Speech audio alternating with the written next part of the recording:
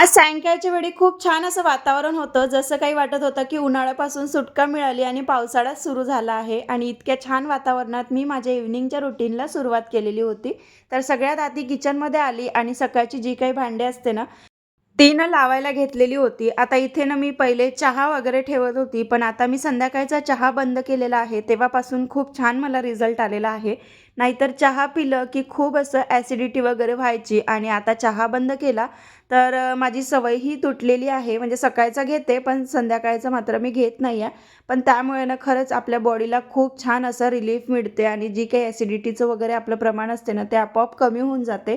तर आता इथे भांडे वगैरे लावून झाले आणि त्यानंतरनं ज्या काही बॉटला असते दिवसभराच्या रिकाम्या झालेल्या थंड पाण्याच्या, त्याच आता इथे भरून घेत आहे. कारण की नळ यायची वेळ झालेली होती आणि त्यानंतरनं 2-4 भांडे होते, तीच घासायला घेतली. आता 2-4 याच्यासाठी होते, की दुपारच्या जेवणामध्ये आम्ही तिघंही मायलेकांनी आज एकाच ताटामध्ये जेवण केलेलं होतं आणि दुपारच्या वेळी मुलं झोपलेली होती आणि जेव्हा ते उठली ना, तेव्हा ते बिस्किटचं जे पाऊच असते ना, त्याच्यातच त्यांनी बिस्किट वगैरे खाल्लेले होते. म्हणजे प्लेटा वगैरे आज बिलकुल भरवलेल्या नव्हत्या. नाहीतर त्यांना 2 बिस्किट जरी खायचं राहील ना, तरी पण प्लेटमध्ये घेऊन खायचं राहते. तेव्हा खूप सारे असे भांडे पडते आणि आता मुलांचे स्कूल नाही आहे, त्याच्यामुळे टिफिन, वॉटर बॉटल ह्या तर गोष्टी आहेच नाही. म्हणून थोडेसे भांडे होते, तरीसुद्धा घासून घेतले. कारण की बेसिनमध्ये जर भांड्यांचा पसारा असला, की ओटा स्वच्छ वाटत नाही आणि मग घरामध्येही कसं तरी वाटते. तशी दिवाबत्तीची जेव्हा वेळ होते ना, त्यावेळेस ही कामं आपली झालेली असली, तर खूप छान असं प्रसन्न वाटते आणि इव्हनिंगची सुरुवात ना माझी ही अशीच होत असते. आता किचन तर माझं आवरून झालेलं होतं. त्यानंतरनं खूप सारी कपडे आज धुतलेली होती. बेडशीट, सोफ्याचे कव्हर सगळ्या गोष्टी आज वॉश केलेल्या होत्या आणि बेडशीट वगैरे दुपारी मी टाकलीच नव्हती. म्हटलं हीच सुकली की नंतर ते आणून तशीच टाकून देणार.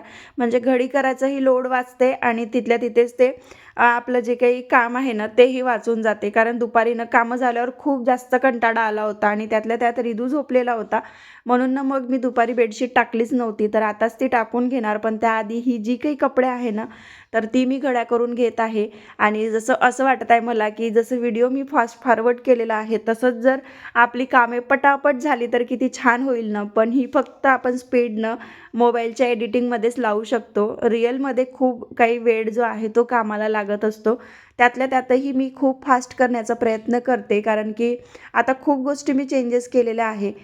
जसं मी पहिले ना कपड्यांचे जे काही रेग्युलर कपडे आहेत त्यांना सरळच करायचं, त्याच्यानंतर घड्या करायच्या. पण आता मी खूप काही गोष्टी असं म्हणजे दुर्लक्ष करते आणि त्या कारण की मुलं काय करतात ना, की जसं आता घड्या करून ठेवलं, की खालचे वर, वरच्या खाली आणि ते सतत साफ करण्यामध्ये माझा खूप टाईम वेस्ट व्हायचा आणि आता मी ठरवलं, की आहे ना जोपर्यंत छोटे तोपर्यंत तसंच ते ठेवायचं. मग जेव्हा त्यांना वाटेल, की हां, आपलं आपलं व्यवस्थित आपण करून ठेवलं पाहिजे, तेव्हाच ते व्यवस्थित होईल. तोपर्यंत तर मी आहे तसे कपडे त्यांचे उलटे-सुलटे जसे आहेत तसे घडी करून जागच्या जागी मात्र ठेवून देते. त्यानंतरनं सगळं बेडरूम वगैरे क्लीन करून घेतलं. कपड्यांचा पसारा कमी झाला आणि बेडशीट टाकली, की पूर्ण बेडरूम आपली क्लीन. तर ती क्लीन केली आणि त्याच्यानंतर सोफ्याचे कव्हरसुद्धा धुतलेले होते. तर तेच आता इकडे येऊन टाकून घेतलेले आहे आणि आता राहिलेली आहे ती झाडझूड करायची. जेव्हा संध्याकाळी झाडझुडीची वेळ येते ना, तेव्हा अजिबातच कचरा घरामध्ये राहत नाही. कारण की कामं झाल्यावरच मी पोछा लावते दुपारचा आणि त्याच्यानंतर दुपारी दिवसभर मुलं जे आहे ते बेडवर झोपून राहते किंवा लेटून राहते आणि काहीच आता कचरा वगैरे जो आहे तो करत नाही. तर संध्याकाळी झाडायची इच्छाच होत नाही. पण जेव्हा संध्याकाळ होते ना, तेव्हा झाडलं की अजूनच फ्रेश वाटते. म्हणून संध्याकाळच्या वेळी 2 फळे जे आहेत ते तरी मी मारूनच घेते. अंगणामध्ये मात्र कचरा असतो, पण आता वारा सुरू होता त्यामुळे आज अंगण काही झाडलेलं नाही आहे. जे आहे ना त्या गोष्टी मी रिअल सांगत असते आणि तरीसुद्धा तुम्ही माझ्या व्हिडिओला प्रतिसाद देत नाही आहे. हे बघून असं वाटते की आपण व्लॉगिंग खरंच इथे बंद करून टाकायला पाहिजे. कारण की व्हिडिओ करायसाठी 10 मिनिटात होणारं काम 20 ते 25 मिनिटं हे सहज लागून जाते. कुठलीही गोष्ट आता झाडू मारायचं आहे तेवढं ठीक आहे, की पटकन एक ट्रायपॉड आपण सेट केला आणि झाडू मारायला घेतला. पण जेव्हा रेसिपी वगैरे शूट करतो किंवा कुठलीही गोष्ट जर 2-3 अँगल चेंज करून दाखवायचे असेल ना, त्यावेळेस खूप सारा तिथे एफर्ट्स लावावा लागतो आणि एडिटिंग करताना सुद्धा खूप एफर्ट्स लागतो. खूप सारे स्क्रिप्ट जे आहे ना, ते कट करावे लागते आणि त्याच्यानंतरच आपला व्हिडिओ जो आहे तो एडिट होतो. तरीसुद्धा व्हिडिओला 50-60 व्ह्यूज म्हणजे खूपच म्हणजे डाऊन चालत आहे आपलं चॅनल. तर प्लीज माझ्या चॅनलला सपोर्ट करा, छान-छान सपोर्ट करा आणि तुम्ही जर इथपर्यंत व्हिडिओ बघत असाल ना, तर एक छानशी कमेंट करून रोज जात जा व्हिडिओच्या खाली, जेणेकरून मला आणखीन मोटिवेशन मिळेल आणि मी अजून तुमच्यापर्यंत छान छान व्हिडिओ घेऊन येईन. तर आता झाडझूड झालेली होती, पण नळाचा काही पत्ताच नव्हता. आज ना नळ आलेच नव्हते. तर जे काही टाक्यामध्ये पाणी होतं ना, त्यानेच मी कूलर वगैरे भरून घेतला आणि अजूनही टाईमाकडे बघतच होती की आत्ता नळ येईल.